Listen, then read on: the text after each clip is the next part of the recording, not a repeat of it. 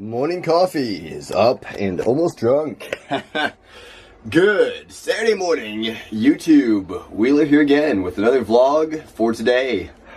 Today, the goal is to get more lists than yesterday. So far, our little item streak here is looking like 47, 9, 44, day off, 10. Let's try to get this one up in the 40s again. That would be pretty good. It's going to be kind of difficult with the items I have here, but let's try and make it happen. So first of all, I'm going to remove the stuff that's not needed for my desk. Cleanup is the first part of the day. Second up, we have filters. We have random Minox stuff, Leica lenses. I showed all this stuff yesterday night. A couple miscellaneous Topcon accessories. So let's get all those pictured, and that should be about 30 some items, 35, somewhere in there if I had to guess.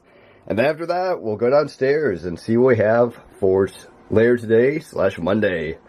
I guess without further ado, let's get into the vlog for today. We have these interesting little Minox slide frames here, which is kind of small slide holders for Minox. It's a sealed box of 30 of them. Can't find a lot of them. Found a couple sold fairly cheap. I think this one will go pretty well at maybe like, I don't know, 25 bucks, something like that. Let's see, next up here, haven't looked this up yet. It's a Minox viewer cutter, which is kind of an interesting accessory. Basically allows you to view the Minox slide film and also to slice it, if you can see the film right there, into smaller pieces or singular photos. If I actually get the box open here, that'd be good. Let's go two-handed there for a minute. But as you can see, right there, it's a nice little aluminum Minox accessory. Next up here, we have this Nikon EL Nikkor lens. I moved a big old sticker from the outside of this here with a combination of heat gun and some rubbing alcohol. It's probably my most common used things, a heat gun and some rubbing alcohol right there. And now I guess I'm going to be removing that sticker there. Probably just the heat gun should do it. Always try and remove old camera store stickers, price stickers when I can. Something like that. That's not going to be easily removed. Not going to go and try to remove that. But a little price sticker, might as well get that off of there.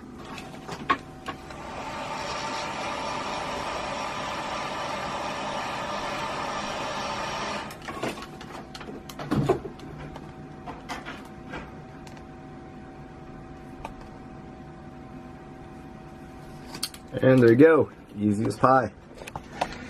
That's how the saying goes.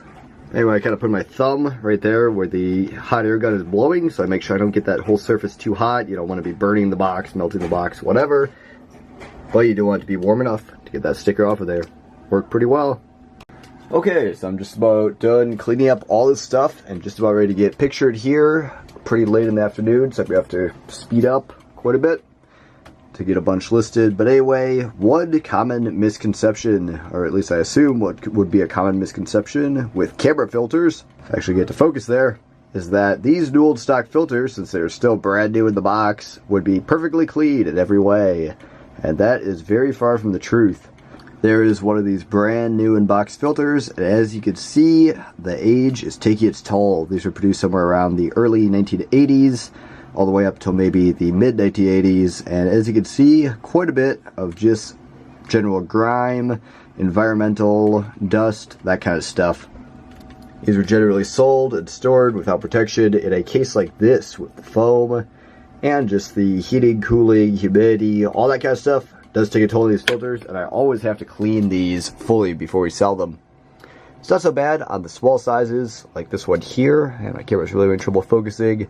The one like this one here, which I believe is a 58 or 62 millimeter in diameter filter, but where it really gets to be pretty annoying is with something like this 82 millimeter filter, because basically cleaning a filter is like cleaning a lens, which with the lens you have the front element and the rear element. If you can tell, that rear element there is very tiny compared, and even the front element compared to that filter. So the filters are at least double as hard, if not quadruple as hard as cleaning a lens, which takes a while by itself. So filters can take a little while and be a waste of cloth. So we really do only list the most expensive out of the filters that we find. These ones here are going to be pretty good, but they do take a long time to clean up.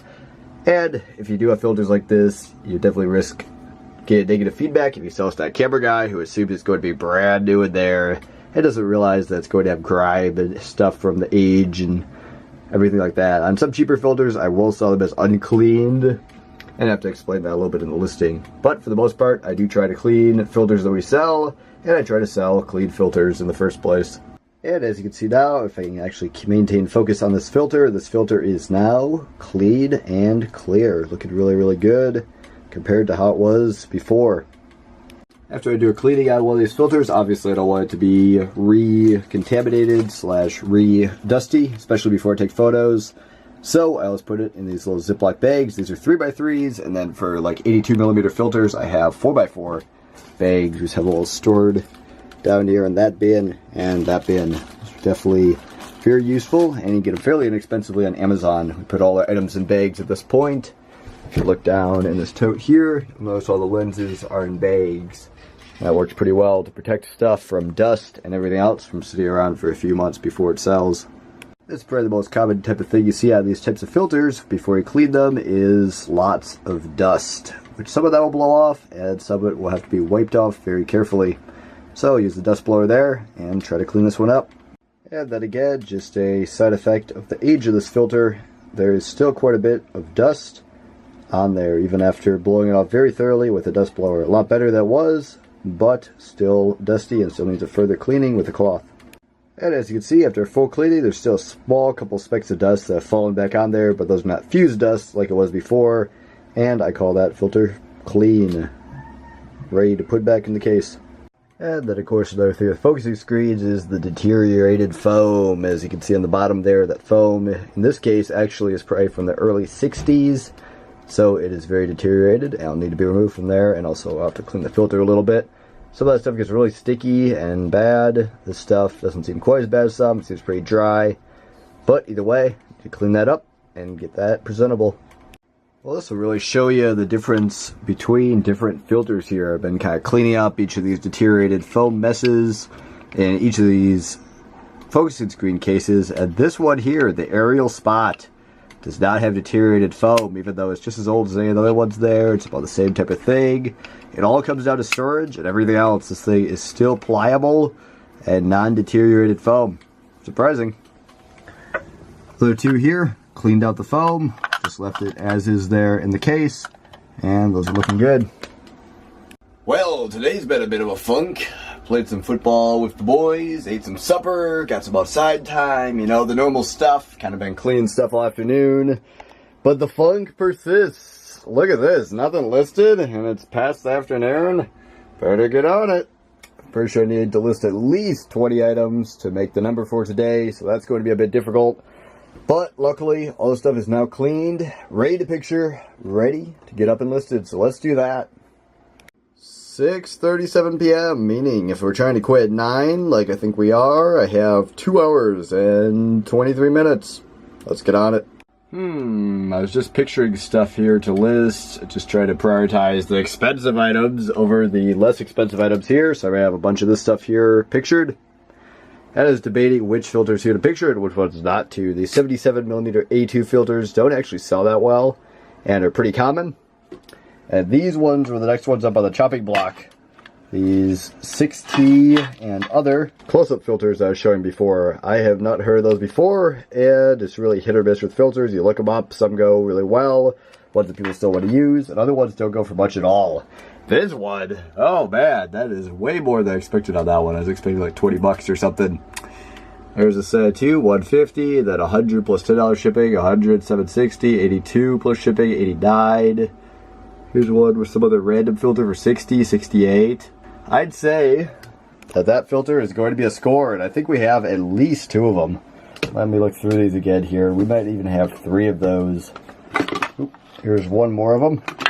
And let me check this one. Yep, there's a third one. We have 3 of these filters, and they're worth like $80 to $100 each. Wow.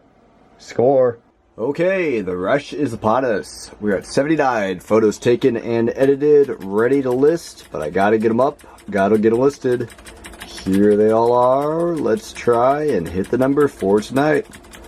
Show some good things in here. I'm just gonna have to speed right through them. Here we go. Got that Minox pictured too. Pretty cool little camera. Nice in the case too. Well, some days just don't go as you planned. This one definitely did not. Didn't get quite enough done. But I did get a bunch of stuff ready, prepped for Monday, so that's good. Ended up with a total of 8 items listed. This was all in the last 25 minutes or so. That's about how close I was cutting it. Did not get those three $100 filters, $100 each filters listed, or the Topcon meter light. I still have some pretty good stuff, and I probably could have made the money otherwise, but we're just trying to hit the 1200, and it's about time to quit anyway.